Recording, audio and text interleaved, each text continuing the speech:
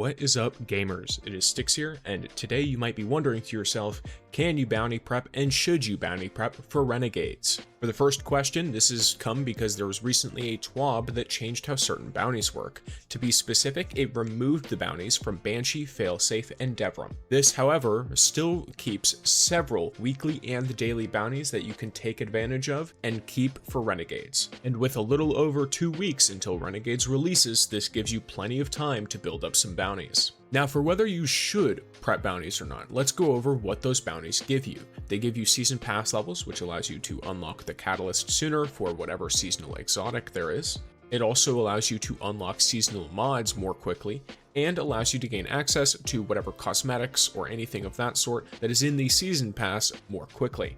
If any of this is interesting to you, then bounty prepping might be something you take a little bit of time to do here and now, but know that it is not at all necessary. To begin with our bounty hunt, we're going to want to start in the destination screen. Go to Xur's treasure hoard, head over to Xur, and then you can pick up any of these bounties here. They're usually just things related to Dares of Eternity stuff. You can grab them. Ideally, grab as many of the dailies as possible because they give better rewards than the repeatables, but the repeatables are a nice fallback option. Next, go over to the horse, and these will also give you significant amounts of XP depending on what you complete. So just grab them and start completing them.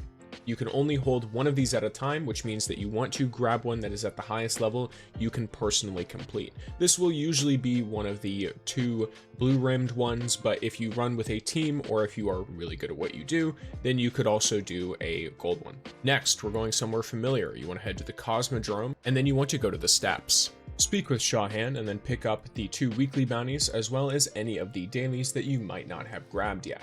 Shawhan also has repeatable bounties, but similar to Xur, they are not worth as much as the dailies, so try to use dailies as much as possible. Next, we'll be heading to the moon to speak with Eris Morn at the Sanctuary.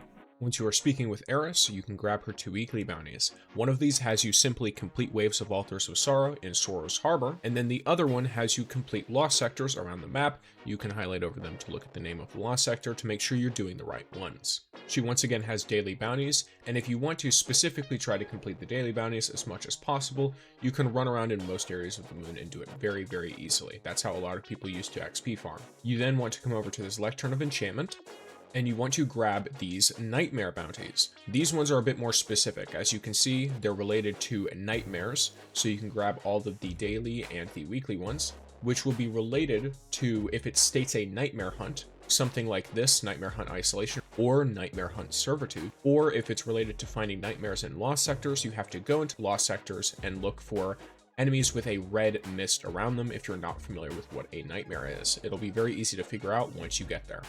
Next, we want to go to Charon's Crossing in Europa. You then want to speak with Variks, the Loyal, and then grab whatever weekly or daily bounties are available.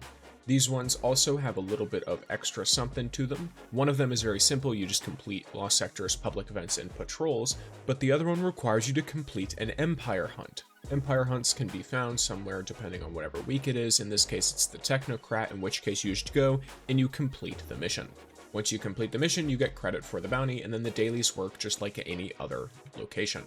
Next, we're going to head to Savathun's throne world, and we're going to go to the Quagmire. You then want to speak with Fynch and grab some daily bounties from the throne world. This gives you another source of daily bounties to farm, but we have some more sources of weekly bounties if you end up finding yourself running low on space. For the first of these, we're going to want to head to Neptune Neomuna and go to Strider's Gate. You'll then speak with Nimbus and grab the weekly bounty, as well as any daily bounties you still need. This weekly bounty is particularly specific in that you have to go to the Vex Incursion Zone and then defeat enemies with Strand in order to get certain drops, while also using Terminal Overload keys to open chests while loading into the Terminal Overload mode. The final bounty location I'll be covering is the Dreaming City. We're going to want to go to the Dvalian Mists first, and then I'm going to guide you to Petra Venj. Once you are in the Dvalian Mists, hop on a Sparrow or Skimmer and go to wherever Petra Venj is on your map. In this case, she'll be up in Rhea Silvia. Something important to note is that several of the weekly bounties related to Petra Venj actually change every week, even though the name of them might not. This means that from her Ascendant Challenge bounty, for example, before Renegades, you'll be able to get 3 separate weekly bounties from it from each of the upcoming weeks.